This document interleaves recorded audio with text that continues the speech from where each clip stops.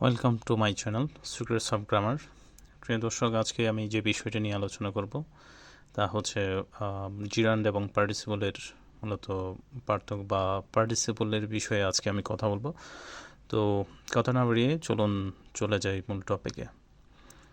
তো এখানে দেখতে পাচ্ছেন একটি উদাহরণ দেওয়া আছে, the new trains will make a huge difference travelling at over 200 kilometre per hour. এখানে দেখতে পাচ্ছেন নিচে দেওয়া আছে যে in addition to describing a much earlier noun, delayed participles like this often suggest the idea of how, while and and. আচ্ছা, এখানে যে বিষয়টা বোঝানো হয়েছে সেটা হচ্ছে মূলত পার্টিসিপল একটা নাউনকে ডিসক্রাইব করার পাশাপাশি মূলত হচ্ছে আপনার ওই পার্টিসিপলটি মূলত হচ্ছে হাউ, হোয়াইল এবং এন্ড এই আইডিয়াটা প্রকাশ করে, মানে কিভাবে হচ্ছে ওই ভার্বটি বা নাউনটির কাজটা কমপ্লিট হচ্ছে সেটা মূলত বোঝায়। এক কথায় ধরা যায় সেটা হচ্ছে মূলত এই যে পার্টিসিপাল স্টেটমেন্টটি আছে, travelling at over 200 kilometre per hour, এটা মূলত হচ্ছে অনেকটা অ্যাডভার্ব ফ্রেজের মতো কাজ করছে। আপনি যদি এখানে কোশ্চেন করেন যে ট্রেনটা, এই নতুন ট্রেনগুলো কিভাবে হিউজ ডিফারেন্স তৈরি করবে, তাহলে কোশ্চেন আসে যে পার আওয়ার 200 কিলোমিটার স্পিডে মূলত ট্রাভেল করার মাধ্যমে। তো আমরা জানি অ্যাডভার্বটা মূলত হচ্ছে ভার্ব কি, মানে ভার্বকে মডিফাই করে বা কিভাবে একটা কাজ হয় সেটা মডিফাই করে। তো এখানে যদি আমরা কোশ্চেনটা করি তাহলে কিন্তু অ্যান্সারটা চলে আসে কিভাবে মূলত হচ্ছে হিউজ ডিফারেন্সটা মূলত তৈরি করবে। তো এটা মূলত হচ্ছে আপনার আশা করছি এই আইডিয়াটা, মানে হাউ, আপনি যদি এখানে কোশ্চেন করেন কিভাবে হচ্ছে মূলত হিউজ ডিফারেন্স তৈরি করে, ক্লিয়ারলি চলে আসে হচ্ছে 200 কিলোমিটার পার আওয়ার। আচ্ছা, তো এই বিষয়টির পাশাপাশি আমরা চলুন এখানে আমরা আরও কিছু এক্সাম্পল দেখব পার্টিসিপলের। তো একটা এক্সাম্পল এখানে দেখতে পাচ্ছেন, সেটা হচ্ছে the disease spread inflicting much suffering. তো এইখানে দেখুন দ্য ডিজিজ নাউন এবং হচ্ছে ইনফ্লেক্টিং এটা হচ্ছে মূলত এই ডিজিজ নাউনটিকে মূলত হচ্ছে ডিসক্রাইব করছে। তো এইখানে দেখুন মূলত এই স্প্রেড মানে কিভাবে রোগটা ছড়াচ্ছে এটাকে মূলত হচ্ছে আপনার ডিসক্রাইব করছে ইনফ্লিক্টিং। আচ্ছা, তো এই ক্ষেত্রে এটাকে যদি আমরা মূলত এখানে দেখুন নিচে অনেক কিছু স্টেটমেন্ট আছে এই বিষয়টা সম্পর্কে, যে two extended events happen together, মানে দুইটা ইভেন্ট হচ্ছে আপনার একসাথে ঘটে যখন, তখন হচ্ছে আপনার এই বিষয়টা, এই পার্টিসিপলটা ইউজ হয়। তো দেখুন, বাট দ্য ফার্স্ট স্প্রেড ইনিশিয়েটস, মানে যখন এই স্প্রেডটা হয় বা ছড়ায় রোগটা, মূলত এটা ছড়াবে, দেন হচ্ছে অ্যান্ড এজিস্টস দ্য পার্টিসিপল ওয়ান, মূলত এটা পার্টিসিপল ওয়ান যে ইনফ্লেক্টিং আছে এইটাকে মূলত সহায়তা করে। তো এখানে দেখুন আপনার মূলত এই বাক্যটাকেই আমরা যদি এই আরেকটু রিঅর্গানাইজ করি তাহলে কিন্তু এই বাক্যটাকে এভাবে বলা যায়, the disease spread in the process of inflicting much suffering. তো এখানে এর মাধ্যমে কিন্তু বোঝা যাচ্ছে যে হাউ, একটু আমরা কিন্তু শুরুতেই বলেছিলাম যে এটা মূলত হচ্ছে আপনার হাউ, হোয়াইল এবং অ্যান্ড এই আইডিয়াগুলো মূলত সাজেস্ট করে বাক্যের শেষে পার্টিসিপল স্টেটমেন্টটা বসে। তো কিভাবে ছড়াই কোশ্চেন করলে অ্যান্সার আসে কিন্তু ইনফ্লেক্টিং মাচ সাফারিং। আচ্ছা, তো এটা গেল একটা উদাহরণ।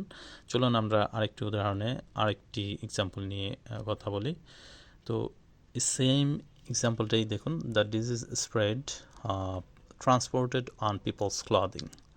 তো এই রোগটা ছড়ায় কীভাবে, তো এটা মূলত হচ্ছে মানুষের কাপড় চোপড়ের মাধ্যমে ট্রান্সপোর্ট হয়ে। তো এখানেও কিন্তু দুইটা আলাদা আলাদা ইভেন্টস বা ঘটনা একসাথেই ঘটছে। বাট এটার ব্যবহারটা কিন্তু আমরা যদি আরেকটু সামনের দিকে আগাই তাহলে দেখতে পারবেন the participle one transported says how the main event happens, মানে এই participle transported on people's clothing, এটা মূলত হচ্ছে বলছে কিভাবে প্রথম ঘটনাটা ঘটে। ঘুরে ফিরে কিন্তু এই যে অ্যাডভার্বিয়াল বা ইউজটাই কিন্তু চলে আসছে যে রোগটা কীভাবে চড়াচ্ছে। আচ্ছা, এখানে দেখুন Hans and Hans has an earlier rather than later start, মানে এখানে এটা বোঝাচ্ছে যে আপনার ডিজিজটা প্রথমে ছড়াচ্ছে, ঠিক আছে, দেন হচ্ছে ট্রান্সপোর্ট হচ্ছে মানুষের কাপড় চোপড়ে। আচ্ছা, it is very similar to the use of by ING. আচ্ছা, এটা অনেকটা সিমিলার হচ্ছে আপনার বাই প্লাস আইএনজি পার্টিসিপল। আপনি এটাকে এভাবে বলতে পারেন, the disease spread by transporting on people's clothing. আচ্ছা, আইএনজি পার্টিসিপলের পাশাপাশি আপনি আরও দুইটা অল্টারনেটিভ পার্টিসিপল ইউজ করতে পারেন এই ক্ষেত্রে। তো এখানে হচ্ছে একটা আপনি দিতে পারেন the disease spread having been transported on people's clothing. আচ্ছা, হ্যাভিং প্লাস আপনার পার্টিসিপল ইউজ করা যায়, পাশাপাশি আপনি হচ্ছে এটাকে ইউজ করতে পারেন হচ্ছে ING participle by plus ING. আচ্ছা, হ্যাভিং পার্টিসিপল যদি ইউজ করেন সেক্ষেত্রে দেখুন কি বলছে, having participles express an action that ends before the main one start. এখানে বলছে হ্যাভিং পার্টিসিপল যদি আপনাকে ইউজ করতে হয় তাহলে একটা বিষয় মাথায় রাখতে হবে যে মেইন যে ইভেন্টটা মূলত সেটা শেষ হওয়ার আগেই, মানে এমন একটা আপনার অর্থ প্রকাশ করবে বা এমন একটা ইভেন্ট যেটা মেইন ইভেন্টের আগে হয়েছে এরকম অর্থ প্রকাশ করতে হচ্ছে হ্যাভিং ইউজ করতে হবে, হ্যাভিং প্লাস পার্টিসিপল। আচ্ছা, তাহলে আপনি দুইভাবে এখানে আপনি বহুত মূলত হচ্ছে পার্টিসিপল ইউজ করা যায়, that is spread by transporting on people's clothing, এটাও ইউজ করা যায়, অথবা এটাও ইউজ করা যায় the disease spread transported on people's clothing, অথবা ইউজ করতে পারেন the disease spread having transported on people's clothing. আচ্ছা, আমরা আরও একটি এক্সাম্পল দেখি। তো ওখানে দেখতে পাচ্ছেন the king died throwing the country into confusion. তো এখানে দেখুন আপনার মূলত হচ্ছে মেইন ইভেন্ট যেটা দ্য কিং ডাইড, তো তার পরবর্তীতে যেটা দেওয়া আছে throwing the country into confusion. তো এখানে কিন্তু আপনার মূলত মেইন যে ইভেন্ট সেটা হচ্ছে দ্য কিং ডাইড, এর পরবর্তীতে মূলত বাক্যের শেষে বসেছে পার্টিসিপল স্টেটমেন্টটি। আচ্ছা, এখানে পার্টিসিপল স্টেটমেন্টে থ্রোয়িং কিন্তু শুধুমাত্র এই নাউন কিংকে বোঝাচ্ছে না, এটা মূলত পুরো বাক্যটাকেই দ্য কিং ডাইড এই পুরো বাক্যটিকেই মূলত হচ্ছে ডিসক্রাইব করছে। তো আমরা যেটা বলছিলাম যে এটা মূলত হচ্ছে একটা অ্যাডভার্বিয়াল ফ্রেজের মতো ইউজ হচ্ছে, যে রাজা কিভাবে মারা গিয়েছিল, মূলত এটার একটা রেজাল্ট বা কনসিকুয়েন্স আপনারা এখানে দেখতে পাচ্ছেন, নিচেই দেওয়া আছে যে এটা মূলত একটা কনসিকুয়েন্স প্রকাশ করবে, মানে এই ক্ষেত্রে আইডিয়া যেটা মূলত প্রকাশ করবে সেটা হচ্ছে কনসিকুয়েন্স। আচ্ছা, এখানে দেখুন আপনি যদি এই বাক্যটাকেই আরেকটু ডিফারেন্টভাবে আমরা বলি তাহলে the king died thus thrown the country into confusion, এভাবে বলা যায়, অথবা আপনি একটা হুইচ স্টেটমেন্টেও ইউজ করা যায় এটাকে, the king died which thrown the country into confusion, এভাবেও বলা যায়। তো এখানে পার্টিসিপল ইউজটা আপনার মূলত এভাবেই বলতে হবে, the king died throwing the country into confusion. আচ্ছা, পরবর্তী আরেকটি এক্সাম্পলে চলে যাই আমরা। সেখানে দেখতে পাচ্ছেন মূলত the clock struck 11 ending the war. আচ্ছা, এখানে দেখুন নিচে ডিসক্রিপশনে দেওয়া আছে there are two instantaneous events happening together. আচ্ছা, দুইটা ইনস্ট্যান্ট ইভেন্ট মূলত একসাথে এখানে হচ্ছে, মানে হচ্ছে যখন ঘড়ির চাকাটা মূলত হ্যান্ডেলটা হচ্ছে 11টায় যাচ্ছে, যুদ্ধটা শেষ হয়ে যাচ্ছে বা যুদ্ধটা শেষ হলো। তো এই ধরনের ক্ষেত্রে হচ্ছে এখানে আপনার মূলত এই ধরনের সিচুয়েশনের ক্ষেত্রে আপনার মূলত আইএনজি পার্টিসিপল ইউজ হবে। আচ্ছা, তো আরেকটা উদাহরণে চলে যায়, সেটা হচ্ছে the trains are likely to be delayed passing through the Midlands. আচ্ছা, এখানে দেখুন একটা পার্টিসিপল ইউজ হয়েছে পাসিং। তো এখানে আমরা যদি ডিটেলসে যাই, দেখুন there are two simultaneous events, the participle one indicating an extended period during which the first happens. আচ্ছা, এখানে কিন্তু দুইটা একই সাথে দুইটা গঠন ইভেন্টের কথা বলা হচ্ছে। তো মূলত হচ্ছে আপনার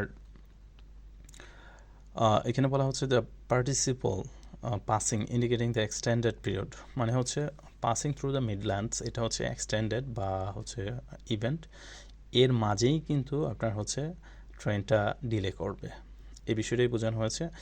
আর মূলত এখানে দেখুন আমরা এই বিষয়টাই আমরা কিন্তু দুইভাবে প্রেজেন্ট করতে পারি। মূলত হচ্ছে trains are likely to be delayed if passing through the Midlands. আচ্ছা, এখানে দেখুন before the participle one could add if, when আর ওয়াইল, মানে এই তিনটা ইউজই করা যায়। তো মূলত এই বিষয়টা এই ক্ষেত্রে কিন্তু আপনার মূলত আইএনজি পার্টিসিপলে ইউজ করা যাবে, সেই ক্ষেত্রে ইডি পার্টিসিপল বা হ্যাভিং পার্টিসিপল ইউজ করা যাবে না। তো এখানে প্রিয় দর্শক বা বন্ধুরা, এখানে আমরা কিন্তু টোটাল আইএনজির যে পার্টিসিপলের যে ব্যবহারটা সেটা কিছু উদাহরণের মাধ্যমে মূলত আপনাদেরকে বোঝানোর চেষ্টা করেছি। আশা করছি যদি আপনারা এই বিষয়টা সম্পূর্ণভাবে বুঝে থাকেন তাহলে প্র্যাকটিক্যালি কীভাবে প্রয়োগ করতে হয় পার্টিসিপল সেটার একটা মূলত ক্লিয়ার আইডিয়া পাবেন।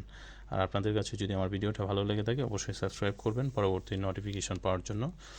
থ্যাংক ইউ, আপনারা ভালো থাকবেন।